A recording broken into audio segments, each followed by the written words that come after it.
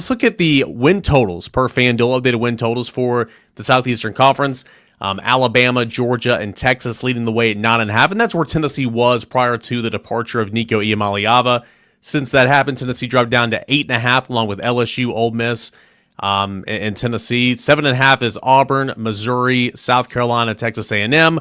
You have Florida, which is at 6.5, Oklahoma 6.5, Arkansas 5.5, Kentucky 4.5, Vanderbilt 4.5, and Mississippi State 3.5. What I want to make a point to you guys, look at this here. Megan put it up.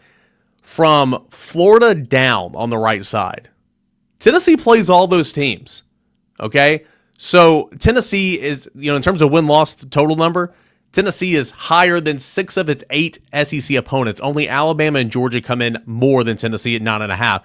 The schedule lines up. This isn't breaking news.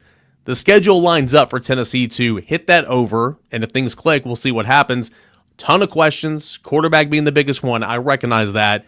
But when you look at the win totals out there, you look at the schedule, very favorable for Tennessee, just as it was a season ago. Yeah, when I saw that graphic and saw the FanDuel stuff, I mean, the biggest thing that jumped out to me, and I guess it's because their schedule is really hard. Florida at 6.5. I know. I think Florida is better than that. Their win total may not be a whole lot higher than that because they play a bunch of those teams over on the other side. But I think Florida's going to win more than 6 games or 6.5 games this year. Oklahoma's a fascinating deal to me too, Rob, because you got a new offensive coordinator and he brings his quarterback with him. What does Oklahoma look like offensively, and how much does that become sort of the new coordinator is the offensive head coach and Brent Venables is the defensive head coach, and they kind of have an identity on offense, which they really haven't had since Brent Venables has been here. I think that's something interesting to watch for that Oklahoma team. Just how do they grow and develop? How much better are they in November than they are earlier in the year? I feel like you want to catch them maybe earlier in the year than you do later in the year if they can stay healthy. But again, that marriage may not work at Oklahoma. I mean, that's just there's a lot of unknowns with some of those teams, and Oklahoma is one of those that has a lot of talent, but they got a lot of unknowns. Yeah, those two, Florida and Oklahoma, I thought were interesting as well. And Hubbard, maybe I don't have any evidence for this, but I feel like Venables is a good coach. I mean, he doesn't have a track record yet. I feel like he's going to prove it. I would, and conversely, I'm not sure about Sunbelt Billy, so I would like Oklahoma over more than Florida, even though Florida Lagway's obviously a dude. But man, I like, maybe I'm just too close to him. I like Tennessee over 8.5 quite a bit. What do you guys think? I mean, I do too. I mean, I've talked about it a lot on my show. There's so many questions. Again, the biggest one being quarterback. I'm not trying to hide behind that, but I like the collection of running backs.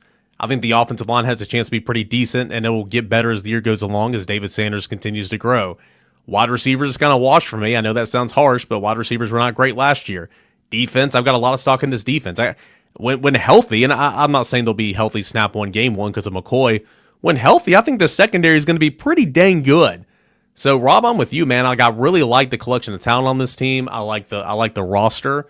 Got to get some questions answered, but I mean, I like Tennessee at the over at 8.5 for sure. Simply because, again, Florida, Oklahoma, Arkansas, Kentucky, Vanderbilt, Mississippi State. Tennessee has the entire right column minus 2 teams, whereas a team like Florida plays the majority on the left side. Yeah, I'm not predicting to win the SEC, but I like them to win 9. Yeah, I mean, the thing for me, Austin, is do they play better on the road? I mean, they just haven't been a great road team. What happens? I mean, you're going to Alabama, you're going to Florida. You haven't won at Florida in, a long time. Let's leave it that way. So, how does Tennessee play on the road? Georgia at home. I mean, that's the one team you've not been able to beat since you've been here for Josh Heupel. We don't know what Georgia's going to look like. I kind of like getting Georgia early if you're Tennessee, but can they go play on the road? To me, is the big question, Austin. That they just haven't done and they haven't been really good on the road, and they're playing 2 teams on the road that it's probably going to be an upset to win either one of them based on their history at Florida and based on where Alabama's projected.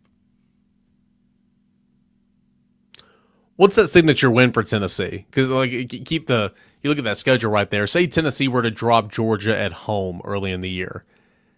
say Tennessee were to lose on the road at Alabama and Florida, that late loss to Florida being the third loss, is that enough to knock them out of the college football playoff conversation based on if you win everything else? I mean, what's that win Tennessee's got to get this year in order to be at the end of the season sitting there right in the middle of it? It's Georgia or Alabama for me. You either got to beat Georgia at home, you get them early. They've still got, Stockton's played, but he's not like some, juggernaut quarterback. They're not what they have been. They're still great, but they're still not what they have been. They're not invincible like they were a few years ago.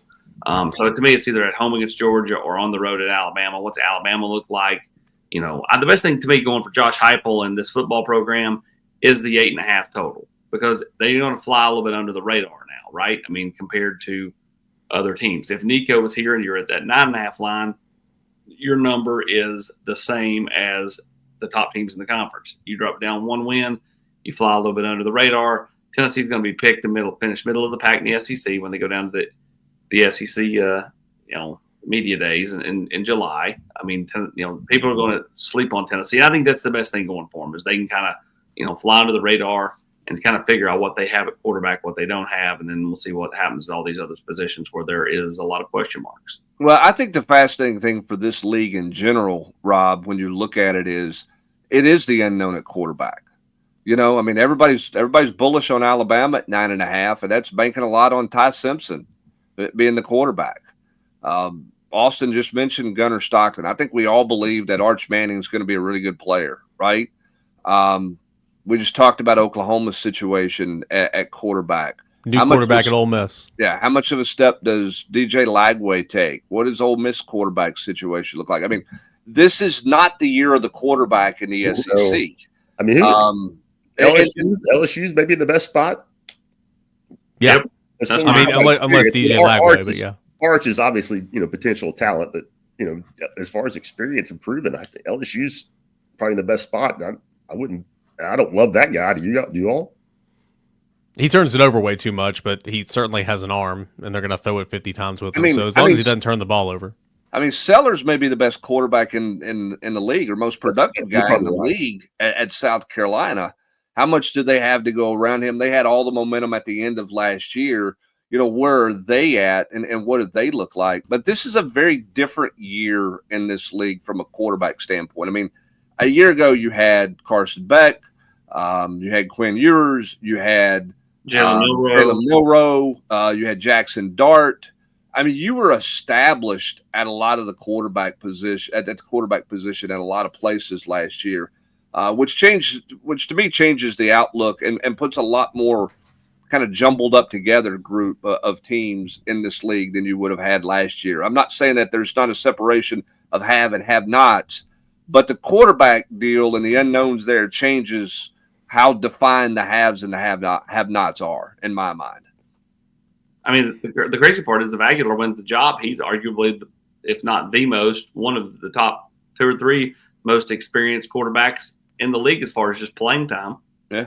I mean, he's played a lot. I mean, and that again, it's just a different league from that standpoint. And I know it cycles from time to time, but it's a pretty big cycle right now in terms of the turnover at the quarterback position. Speaking of Joey Aguilar, he's been on campus for about a week right now. What's that week look like, guys, in terms of what he's been allowed to do, what he's done? I know a lot of the players are home right now for the 10 days they get to be home. What's his week look like arriving in Knoxville? Well, I mean, you got settled for where you're going to live. You got to get you get all that stuff settled and taken care of, and then it's on him. However, how much does he want to? How much does he study film? He's been in the building a lot. I think he's watching as much film as he can get. He understands what's in front of him and the challenge that he has with fall camp being August 1. It's how much can he get up to speed on learning things to where he can have an idea of what's going on when they get into, the volunteer off-season work. And this would be a perfect year for OTAs. If that ever came about, it would be a great year for that to happen at this situation. But it's about how much he can absorb and what he can learn in the film room and learn on the chalkboard with the coaching staffs as much as he can here. Until everybody gets back in town and gets cranked up on June the 3rd or whatever date that is, June 2nd, I guess. Absolutely. It's all about a cram session, and the whole summer is going to be a cram session, which means that not only does he have to be bought into it, but so does Joey Halsley and Seth Luttrell and Josh Heupel and everybody. I mean, anybody on that offensive side that would potentially help a quarterback, it's got to be helping this kid, because you want to have all of your quarterbacks up to speed. Obviously, Merklinger has the most experience in the offense, and that will help him in fall camp when they go into competition. Aguilar has the most experience overall, but no experience in the offense. So, he's got to lean on those coaches and really realistically probably lean on, George and Jake to show him the ropes a little bit too. And that's always hard because, you're going to be competing against those guys. But here's another guy that nobody talks about that I wonder how much he could help Joey Aguilar, and that's Landry Jones.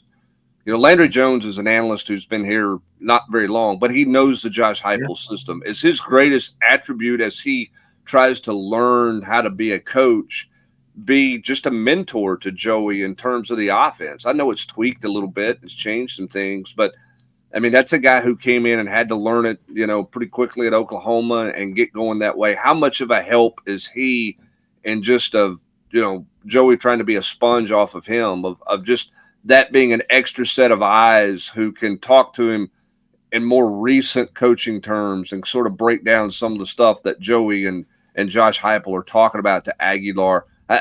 He's never talked about, but I wonder how much of an asset he could be to Joey Aguilar here over the next few weeks as things get going this summer.